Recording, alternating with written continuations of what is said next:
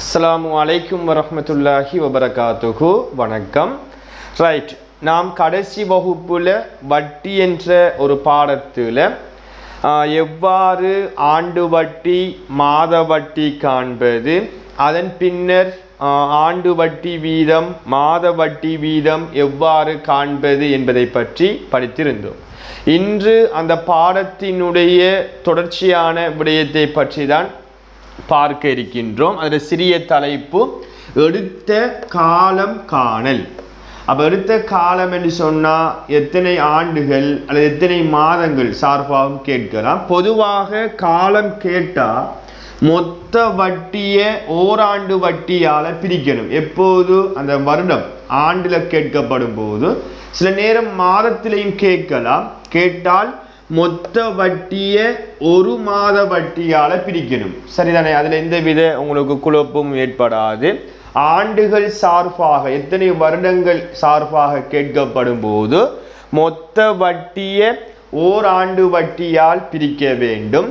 மாதங்கள் சார்பாக கேட்கப்படும் போது மொத்த வட்டியை ஒரு மாத வட்டியால் பிரிக்க வேண்டும். அப்போ இது சம்பந்தமான ஒரு உதாரணம் ஒன்று எடுத்திருக்கேன் பாருங்க.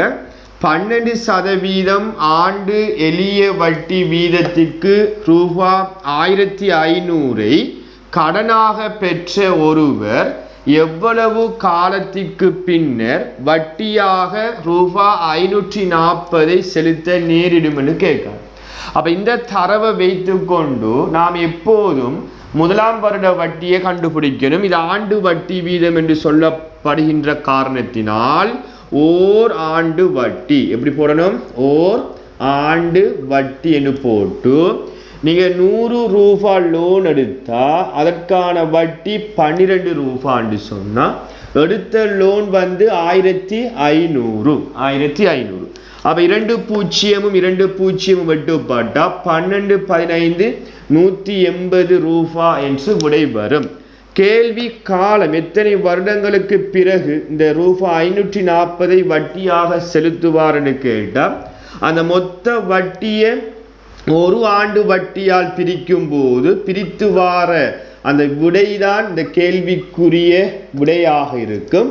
3 வருடங்கள் என்று கிடைக்கும். அப்ப இவ்வாறு தான் அந்த எடுத்த காலம் சம்பந்தமான கேள்விகள் கேட்கப்படும் போது இந்த சமன்பாட்டின் ஊடாக செய்து கொள்ள வேண்டும். மேலும் சில பயிற்சிகளை பற்றி பார்ப்போம். இப்ப இரண்டாவது கேள்வியை பாருங்க. ஒரு மாதத்திற்கு 3% எளிய வட்டி சதவீதத்தின் கீழ் ரூபாய் 2000 கடனிற்காக வட்டி ரூபாய் 420 எவ்வளவு காலத்திற்கு பின்னர் கிடைக்கும் என்று கேட்கிறார். அப்ப தரப்பட்ட சதவீதத்தை பாருங்க. அதுக்கு முன்னுக்கு மாதத்திற்கு என்று சொல்லப்படுது. அப்ப மாத சதவீதம். அப்ப இதுல இருந்து நீங்க முதலாவது ஒரு மாத வட்டியை கண்டுபிடிக்க வேண்டும்.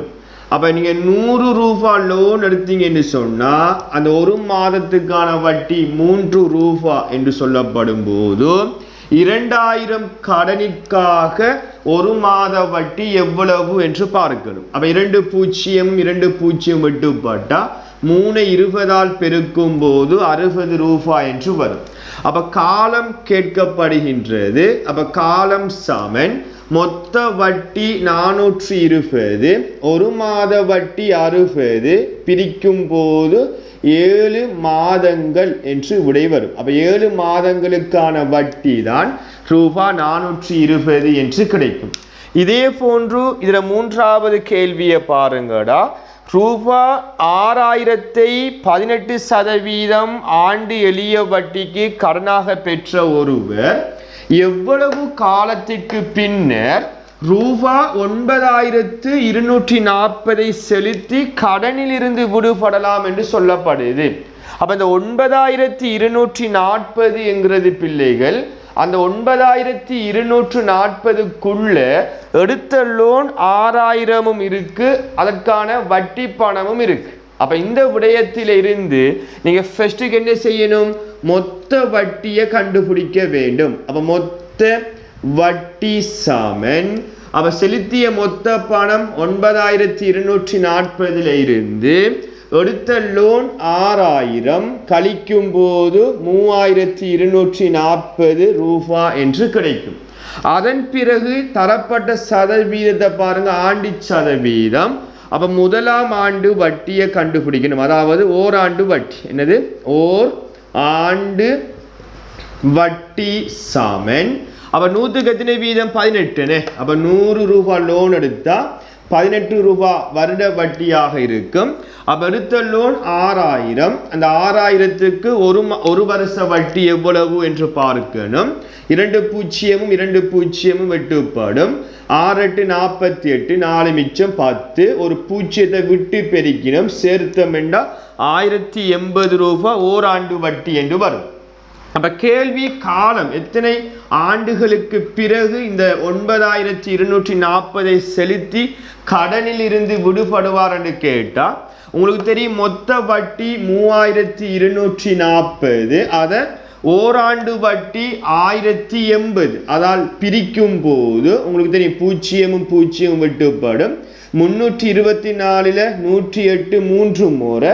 அப்ப 3 வருடங்கள் என்று விடை கிடைக்கும். 3 ஆண்டுகளுக்கு பிறகுதான் அடுத்த லோனோட அந்த மொத்த வட்டியும் சேர்ந்து 9240 செலுத்தி கடனில் இருந்து விடுபடுவார். அப்ப இவ்வளவுதான் அந்த வட்டி சம்பந்தமான விடயங்கள் பிள்ளைகள். இத்துடன் வட்டி என்ற பாடம் முழுமையாக முடிவடைந்துள்ளது. பாட புத்தகத்தில் இது சம்பந்தமான பயிற்சிகள் காணப்படுகின்றது.